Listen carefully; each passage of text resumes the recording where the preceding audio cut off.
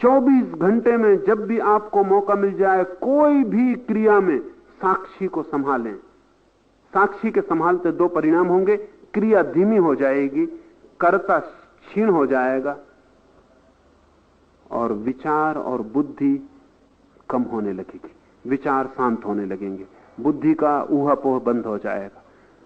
कोई छोटा सा प्रयोग, कुछ नहीं कर रहे हैं, सांस को ही देखें। सांस भीतर गई बाहर गई, सांस भीतर गई बाहर गई, आप उसको ही देखें। लोग मुझसे पूछते हैं कोई मंत्र दे दें, मैं उनको कहता हूं मंत्र वगैरह ना लें, एक मंत्र परमात्मा ने दिया है, वो श्वास है, उसको देखें। श्वास पहला मंत्र है। बच्चा पहला पैदा होते ही पहला काम करता है श्वास लेने का, और आदमी जब मरता है तो आखिरी काम करता है श्वास लेने का। श्वास से घिरा है जीवन। जन्म के बाद पहला काम श्वास, वो पहला कृत्य है। आप श्वास लेके ही करता हुए हैं, इसलिए अगर आप श्वास को देख सकें तो आप पहले कृत्य के पहले पहुंच जाएंगे। आपको उस जीवन का पता चलेगा जो श्वास लेने के भी पहले था, जो जन्म के पहले था। अगर आप श्वास को देखने में समर्थ हो जाएं तो आपको पता चल जाएगा कि मृत्यु शरीर की होगी, श्वास की होगी, आपकी नहीं होने वाली। आप श्वास से अलग हैं। बुद्ध ने बहुत जोर दिया आनापान सती योग, श्वास के आने जाने को देखने का योग।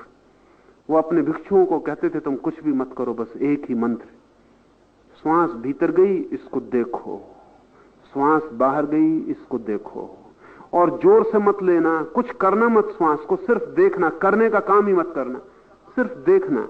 आंख बंद कर ली, श्वास ने नाक को स्पर्श किया, भीतर गई भीतर गई, भीतर पेट तक जाके उसने स्पर्श किया, पेट ऊपर उठ गया, फिर श्वास वापस लौटने लगी, पेट नीचे गिर गया, श्वास वापस आई, श्वास बाहर निकल गई, फिर नई श्वास शुरू हो गई। ये वर्तुल, इसे देखते रहना।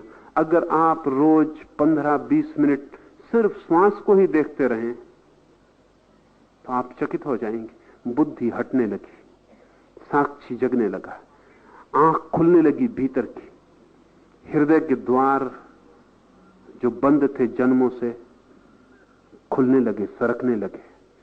उस सरकते द्वार में ही परमात्मा की पहली झलक उपलब्ध होती। साक्षी द्वार है, बुद्धि बाधा है।